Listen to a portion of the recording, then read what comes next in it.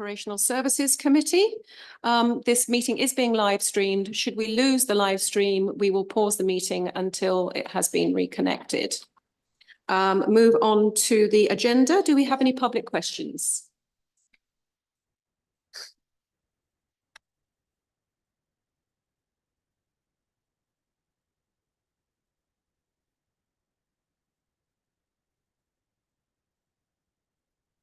No public questions. I'll let you get it. It is. Do we have any apologies and substitutions? Thank you, Chair. Yes, we do. Apologies from Councillor Christine Ambrose-Smith, Catherine Holtzman and Mark Inskip. And we have substitutions from Anna Bailey and John Trapp. Thank you very much. Do we have any declarations of interest on any of the agenda items? That's fine. And are the minutes from the previous meeting, is everybody happy to sign, for me to sign those as a true record at the end of the meeting? Thank you very much.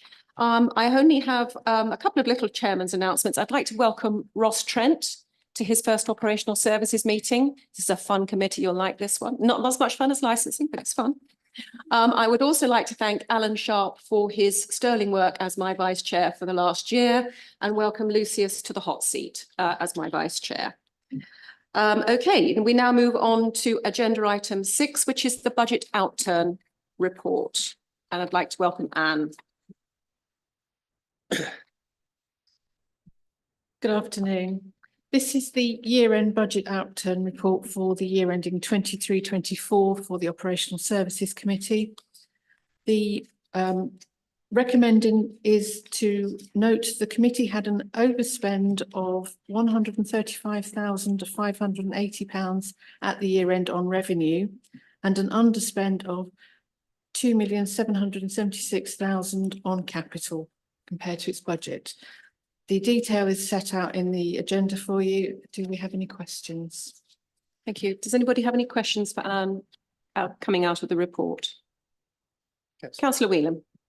On the underspend on the ring-fenced underspend funds, especially in relation to support Ukrainian visitors that's been left underspend, what are the plans going forward for that, please?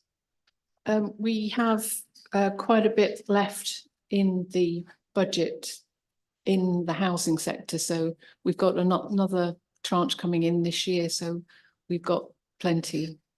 So we didn't need to take all of the underspend left over to next year. And just something, yeah. Have you is there other sort of families or other sort of families from other nations you've considered or not? I don't know that. That would be the housing team that would know that question. If you want to contact Angela, and the housing team should be able to let you know, Councillor Whelan. Right now, Councillor Trapp.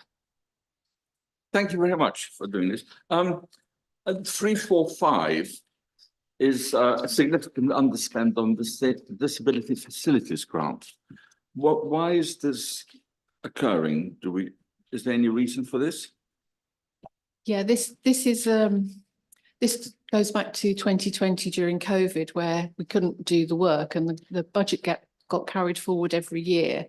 And we've now got to the point where we can't possibly spend all that money and do this year's work as well. So we've taken it out of the budget. Is that dependent on? So Trapp, again, I think I need to refer you to the officer who controls that budget rather than Anne. I don't think it's appropriate for Anne won't have the answers to those questions necessarily, but that would be, again, I think that would be Angela who would that be Angela or Liz? Liz Knox again. So I think outside the meeting, John, if you want to contact Liz, and she will be able to furnish you with the information that she needs. Thank you very much. Thank you, John.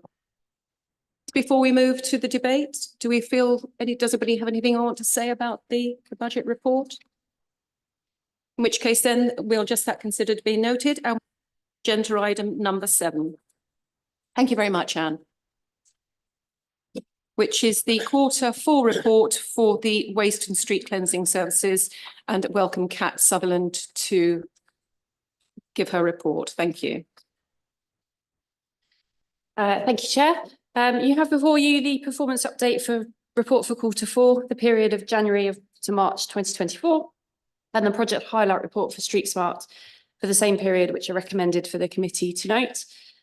Just things to note for members, page 52, the service overachieved its sickness absence target with just over 4% of days lost to absence against a target of 6%.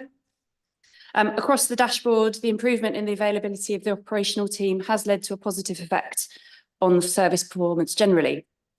Page 53, missed collections are low, shown in the graph on the left, with the orange line being this year against last year's performance in blue. More work to be done to achieve the individual collection stream stretch targets on the right-hand side, which should be aided with the ability to further analyse missed collections through the digital waste system. ECSS are already realising the benefits of this system with the number of repetitive missed collections, which are those properties that experience regular missed collections falling, as ECSS can now request through the tablets that the crews have that these properties are especially flagged and signed off as completed successfully. Over the page, this details the street cleansing quality. This has overachieved the performance KPI this quarter for the first time. On the left, this KPI is based on an inspection by the management team of completed scheduled sweeping and litter picking activities. And on the right, inspections of unscheduled roads are also taking place to make sure cleansing crews can be sent out to complete necessary work rather than rely on a complaint from the public. Page 57, the service experienced a small increase in the number of dog bins overflowing as the routine crew member was off and an unfamiliar member of staff covered the round. Whilst ECSS does have a list of dog bin locations, it's not always easy to find these on the ground. ECSS have recently invested in digital software, which will allow the service to map those bins. It also allows them to record how full they are, which will eventually enable the service to flex schedules to make them more efficient without leading to overflowing bins. Finally, on page 58 of the pack, this details the council's tonnage and recycling rate performance. It's a quarter in arrears due to the timing of receiving the information. Residual waste, which is the black bar, that's remained at a steady level. But as expected over the winter months of Q3, the council collects less garden waste, which has led to an expected drop in the recycling rate. ECSS is currently drafting a communications plan to support and encourage the minimisation of residual waste by residents. And of course, the introduction of the requirements of the Environment Act will significantly improve this performance. If I move on to page 59, which is the highlight report for Project Street Smart, I just wanted to touch on the Love Your Street campaign for members. It's a new initiative that ECSS has launched with support of colleagues in the council's comms and environmental services teams. The campaign has two main priorities. The first, creating a sense of pride in the district and supporting residents to reduce the occurrence of litter, reducing environmental crime through promoting litter picking events and road shows, as well as introducing a new schools programme. And the second priority was to increase the visibility of the street cleansing service to residents, and that's through community events and arranging and supporting community clean-up action days. It's been launched through the council's Facebook page and website, asking residents to pledge to love their street, as well as fill in a survey to help the team understand perceptions and behaviours around litter. It's also asking the public to highlight to ECSS any areas they have of concern for them to address. And members are encouraged to share the survey with their village groups, and the link is in the performance report at the top of page 50I. Thank you, Chair. I'm happy to take any questions. Before we go on to questions, I just love the names of the lines. My absolute favourite is Wheelie Cathedral. Whoever thought of that was an absolute genius. And I liked Bin Diesel as well. So I thought they were my two favourite. But Wheelie Cathedral, that was just genius. Whoever thought of that, well done. Do we have any questions for Kat? Councillor Goodall. Thank you, Chair. Just one question on missed bags and missed bins. How do we know they're actually missed or not put out by the member of the public on time? We now do, because although it's not fully integrated the system, but we are loading those onto the Bartek system manually, and we're cross-referencing against what the crews are recording. So we've siphoned out the non-valid ones. Just one small one, Kat. On the Bartek adoption thing, I know that's in the Street Smart report as well. At the time that was written, it was still ongoing. Is that sort of further down the line now? Yes, still not fully integrated. the CRM system has quite a lot of routes for resolutions. And we've identified one that we'd missed and we're just building that integration. So I'm 99% certain it will be this time, no, and I'm sitting here next time, it will be done. Councillor Trapp, sorry. On page. Want to use it? I need to, don't I talk loudly enough? Which page was it? Oh, yes, page 58. Is the recycling tonnage both green and blue bins? Yes, it is, yeah. Okay, so, yes, all right, okay.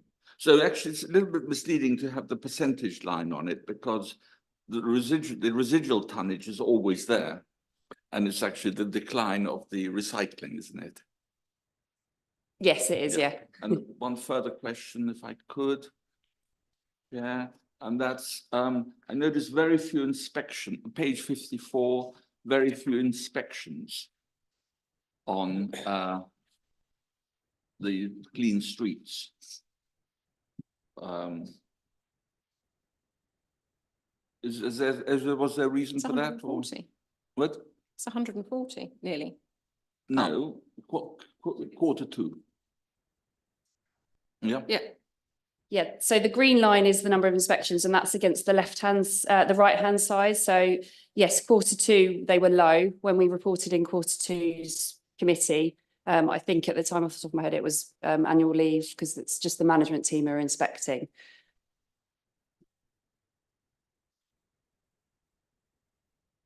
anybody else have anything to say or ask questions of Kat? Thank you very much, Kat. Does anybody have anything they would like to say? I would just like to say from the chair, can you pass my thanks on to the team? They really have got their act together and it's really beginning to show, and to give them our thanks, please, because in this weather, it's a difficult job when it's this hot. But thank you very much. Are we all happy to note this report then? Terrific, in which case then we will move on to agenda item 8. Thank you very much, Kat. Go for that 5:51.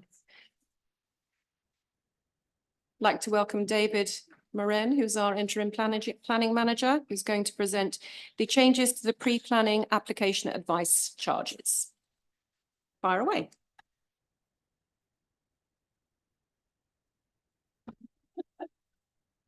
Thank you. So the report you have in front of you is an updated and review of the pre-application charges for planning service. Members will be aware that last year we had a planning review done independently, and one of the main topics that came out of that was that our pre-application service was not as comprehensive as it should be, and we should be looking to gain as much from it as possibly could, both for ourselves financially, also for our customers, and offering them a wider and more in-depth service. So what we have done is we've gone away and we've benchmarked against other authorities within the area, both against what they are offering and what they're charging, and compared that to what we were doing previously. And the report we have at the end of the papers today is the updated report. A couple of things for members to note really as sort of headlines from this. So the first thing that we've introduced is we've created a long stop and an hourly cap into all of the different services that we offer, because previously we were charging a flat rate and that could have been for 1 hour or 100 hours. Now, quite frequently in planning, things can be either very simple or very complex, and we were finding that we were backing ourselves into a corner previously where we weren't able to legitimately go back to customers and say, you kind of got what you paid for, really, we need some more from you. So what we're doing now is we're creating strict hour limits. What we're not looking to do is to go full commercial by literally recording every minute that we're spending. It's more making sure that we are not overcommitting ourselves, but also we're adding certain add-ons. So for example, meetings. Now, for some pre-apps, meetings add quite a lot of value, but for certain levels of pre-apps, they don't. They're more a burden to officers.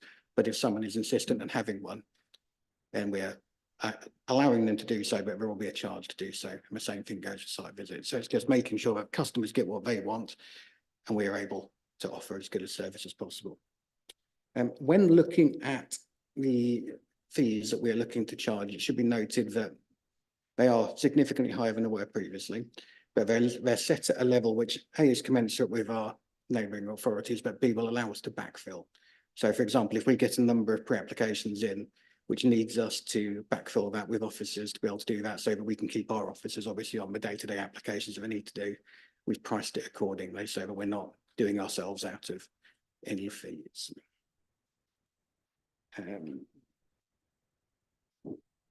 Last but not least, on their members may note that there's a new fee on there, which is for the submission of applications that are not using the planning portal. The reason for this is actually when we receive planning applications via email or via CD, which is fairly unusual nowadays, there's a lot more work for our validation team than there is for those things that come over the planning portal.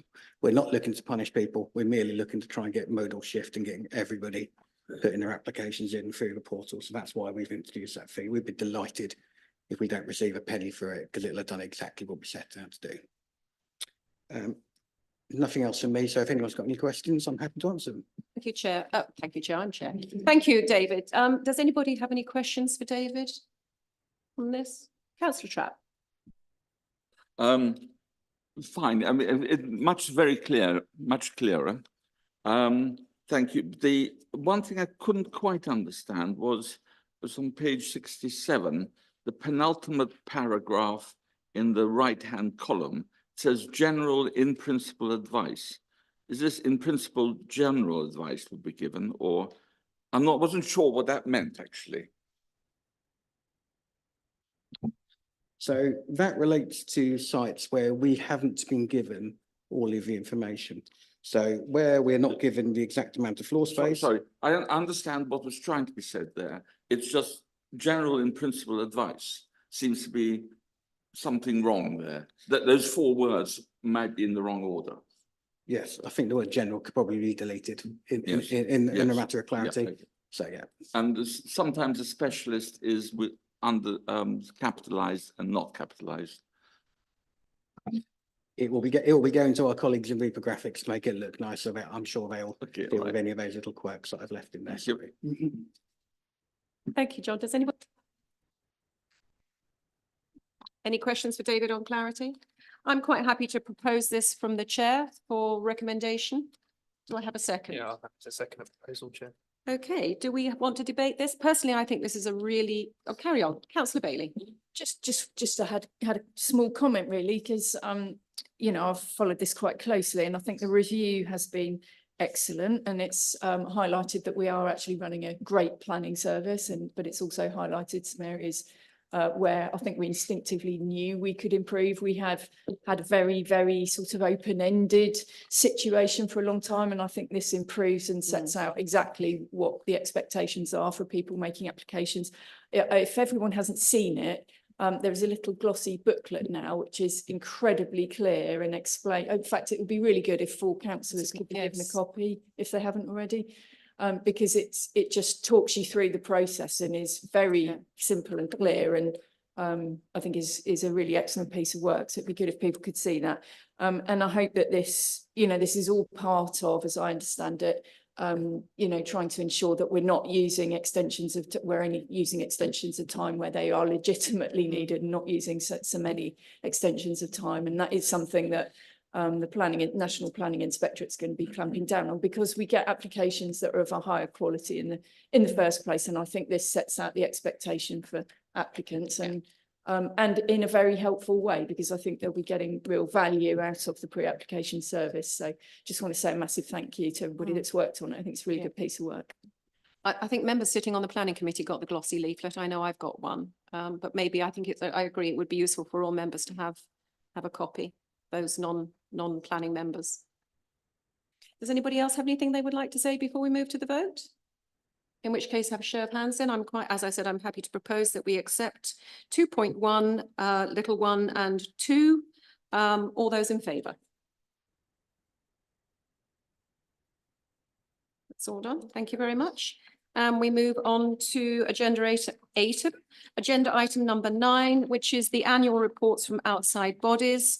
I'll hand over to Anne. Has everybody seen the late submission here?